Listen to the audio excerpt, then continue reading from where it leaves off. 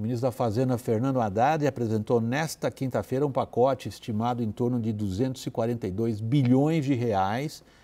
O objetivo é diminuir o rombo das contas públicas. Confira primeiro a reportagem de Tainá Farfan. O foco das medidas anunciadas pela equipe econômica está na redução do déficit de 231,55 bilhões de reais, já projetado para esse ano e que foi agravado pela aprovação da PEC, que tirou programas sociais do governo do teto de gastos. Segundo Haddad, a ideia é zerar o déficit primário até o início de 2024. O pacote prevê medidas para aumentar a arrecadação.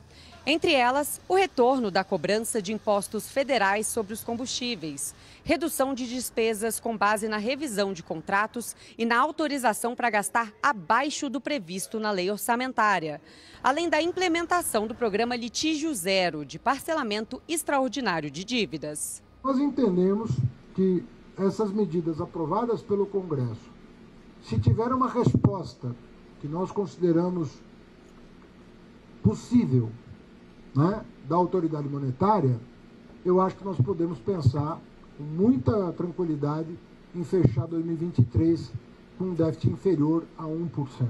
As iniciativas para elevar as receitas representam a maior parte do plano apresentado por Haddad, com 192,7 bilhões de reais. Já as medidas para reduzir as despesas respondem por uma fatia de 50 bilhões de reais. Segundo os cálculos apresentados pela Fazenda, a soma desses montantes já garantiria um superávit de 11 bilhões de reais ainda este ano. Haddad anunciou também a retomada do voto de qualidade do Comitê Administrativo de Recursos Fiscais, o CARF, que é o tribunal administrativo que julga conflitos tributários envolvendo empresas multadas pela Receita Federal. Com a decisão, se restabelece a possibilidade de a Fazenda desempatar votações a favor da União em disputas tributárias. Segundo Haddad, o governo teve prejuízo de 60 bilhões por ano desde que o voto de qualidade foi eliminado em 2020. Atualmente, há cerca de 1 trilhão em tributos sendo discutidos no âmbito do CARF. O que nós estamos prevendo aqui nas nossas previsões? Que a gente tem um ganho de 50 bilhões esse ano, dos quais 15 serão permanentes, pela mudança de cultura no próprio CARF. Apesar dos anúncios desta quinta-feira e da previsão de que as medidas levem as contas públicas a um balanço positivo ao final de 2023, Haddad admitiu que dificilmente as metas serão atingidas em sua totalidade. Se você somar a meta de cada ação, ela zera o déficit. Mas nós sabemos que a meta de cada ação não vai ser atingida. Marcos Mendes, você tem sido uma das vozes mais ouvidas e respeitadas no debate público sobre controle de gastos, sobre a necessidade do governo cuidar dos dois lados, arrecadação e controle daquilo que ele gasta. Qual a sua observação sobre essas medidas anunciadas hoje? Bom, William, para começar, a gente vê que as medidas estão todas pelo lado da receita, né? E a gente sabe que o problema do Brasil é crescimento da despesa. Então, você não vai conseguir equilibrar as contas deixando a despesa crescer e tentando subir a receita o tempo todo. Essa conta não fecha, né? Além disso, esses números também não estão muito convincentes. Eu posso falar para você aqui, eu vou ter que abusar da paciência de vocês aqui um pouco com os números. Por exemplo, tem uma reestimativa de receita de 36 bilhões, que é muito ousada. Só vai acontecer se os preços de petróleo, de minérios ficarem muito altos no ano que vem. Essa renegociação de contratos de 25 bilhões, perdão, essa negociação de contrato de 25 bilhões também está muito superestimada. Esse negócio de não executar o orçamento em 25 bilhões sequer tem amparo legal. Desde 2019, o orçamento ele é obrigatório. Você só pode executar abaixo do que está no orçamento se tiver risco de não cumprir a meta de primário e se não tiver risco de estourar, o teto de gasto. Acontece que as medidas tomadas no ano passado aumentaram muito o limite do resultado primário e o limite do teto. Então, vai ser impossível você chegar em 2023 e não ter risco de não cumprir isso. Então, você não tem autorização legal para executar o orçamento abaixo do que está previsto. Além disso, você tem, nessas medidas do CARF, de renegociação, claramente valores muito altos, né? E valores muito concentrados em 2023. Então, o ministro fala que vai zerar o déficit em 2023, fica satisfeito com um déficit de 1% em 2023, mas a partir de 2024 o problema volta, porque boa parte das medidas está concentrada em 2023. Tá? E você tem um outro problema, tem várias despesas que não estão no orçamento. Você teve a PEC do piso da enfermagem, que não está no orçamento. Você tem, deixa eu ver aqui nas minhas contas, que eu não tenho tudo de cor, mas você tem a Lei Paulo Gustavo, que teria que ser paga esse ano, vai ser paga com o resto a pagar ano que vem. Você tem que compensar, a União vai ter que compensar os estados e municípios em 25 bilhões por conta de um veto que caiu, foi derrubado pelo Congresso no passado. E aí você ainda tem a repressão fiscal dos precatórios, que são devidos e não estão sendo pagos. Então, quando eu boto tudo isso na conta, mesmo que o ministro consiga fazer aquele déficit dele de 1%, na hora que essas coisas que não estão consideradas ainda entram na conta, você vai para 1,8% de déficit, que é muito alto. Aí você pode me falar assim, não, mas o pessoal está começando agora, eles vão fazer outras medidas e vão reduzir mais o déficit. Mas o que tem de medida aí que é factível em termos políticos, que pode ser discutido, né? Uma reforma do Bolsa Família para reduzir aí em 20 bilhões por conta dos gastos excessivos, distorções do programa. Você pode reonerar os combustíveis, você pode reonerar o IPI. Aí, fazendo tudo isso, eu consigo puxar esse déficit de novo em 2023 para 1% do PIB, mas em 2023.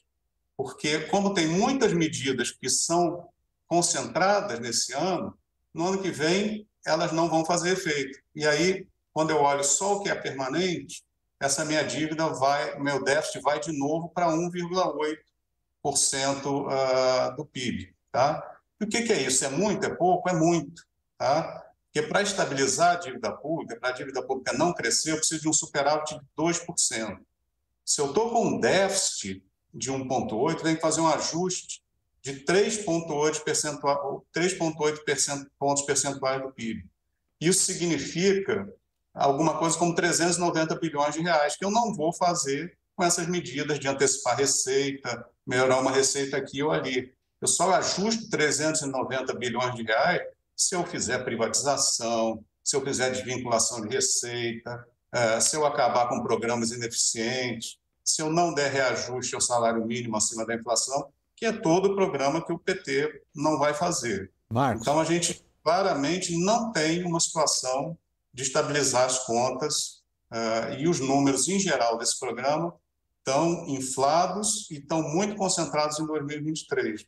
Deixa eu ver o lado político disso, Marcos. Em primeiro lugar, muito obrigado pelo panorama geral que você nos deu.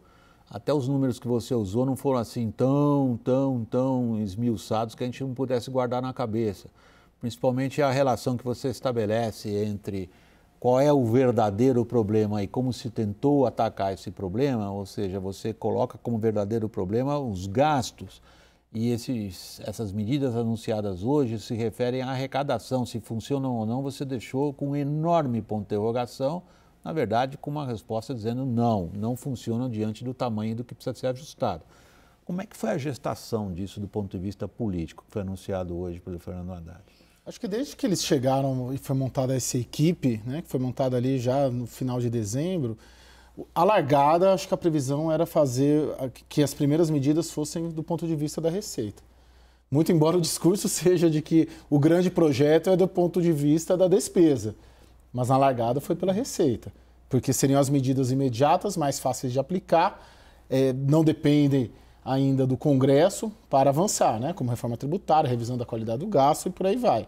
Agora, tenho a sensação que não fica por aí. Amanhã o Haddad tem na agenda, era algo, inclusive a gente chegou a noticiar em dezembro, um encontro com representantes do mercado. Às 10 horas da manhã aqui em São Paulo. Às 10 horas, inclusive com... E ele Galípolo. Inclusive com o Mansueto, né, para ouvir outras ideias de outros caminhos possíveis. O Mansueto esteve aqui, né, mais ou menos umas 3 semanas, né, William? E deu outro caminho que não esse que foi apresentado hoje.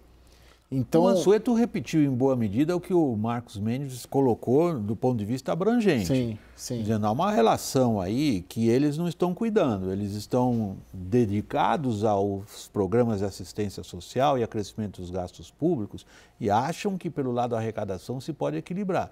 Sim. Mas o que o Mansueto nos disse aqui foi que o Marcos também está dizendo isso, está dizendo, se a gente coloca para frente, para além do horizonte de 23 e 24, como é que vão lidar com a dívida pública? Qual é o horizonte que eles estão dando para a dívida pública? Correto, Marcos? O que eu estou dizendo é o seguinte, mesmo que você venha a ter ao longo do ano, é natural, está começando agora a equipe, anuncia algumas primeiras medidas, vamos passar para outras medidas depois, mas mesmo essas medidas posteriores, dado o grau de restrição política que existe a não tocar em determinados assuntos, você não vai conseguir equilibrar as contas, né? O máximo que você consegue, por exemplo, diminuir de benefícios tributários que são hoje dados, que cai na casa de 10 bilhões. Você consegue reduzir, com medidas de eficiência, o Bolsa Família, 20 bilhões.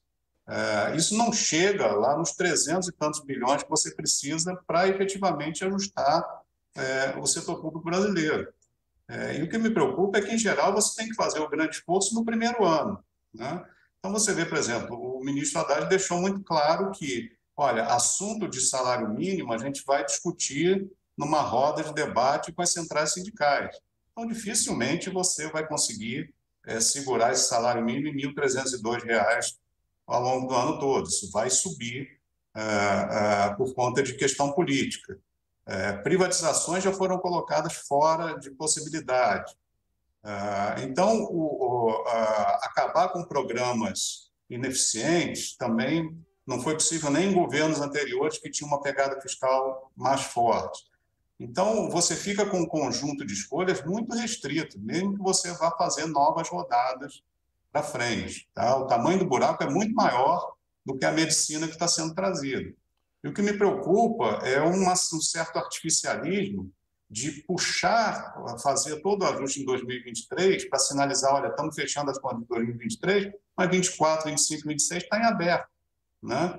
E a gente sabe que estabilizar a dívida pública, ter uma estabilidade fiscal, não é uma coisa de um ano, é uma coisa que você olha ao longo dos próximos anos e vê uma situação de estabilidade. Deixa de novo para o lado político, Marcos. O presidente fez hoje, de novo, ao participar da posse da nova presidente da Caixa Econômica Federal, o Lula fez uma série de declarações, algumas delas me parece que são muito elucidativas, como que ele pensa a economia. Yuri, começando por você.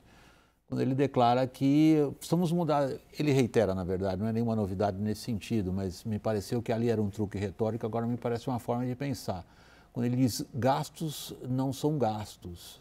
Eu não posso tratar o salário mínimo, ao qual agora, por exemplo, o Marcos se referiu, como gasto. Eu tenho que tratar isso como investimento. O sinal me parece bem evidente. Ele tem feito essa retórica, né, já com alguma constante. Não sei se acaba trazendo ecos daquela frase do gasto é vida da Dilma, mas é inevitável se puxar até pelo uso da expressão. Pegando do que o Marcos Mendes colocou em relação a se fazer, né, ser mais restritivo no primeiro ano de governo, tem uma dificuldade política fundamental, que é justamente o ambiente político muito mais hostil do que qualquer início de governo que a gente teve. Talvez comparável só ao início do segundo mandato de Dilma Rousseff, não só por uma eleição apertada, mas pela guinada, inclusive, né, na época que nomeou Joaquim Levy, ministro da Fazenda, que é um dos que vai estar amanhã também. Estava vendo a lista aqui, são 3 ex-integrantes, em algum momento fizeram parte da equipe econômica de Paulo Guedes, que vão estar amanhã representando o setor privado nessa reunião com a Haddad.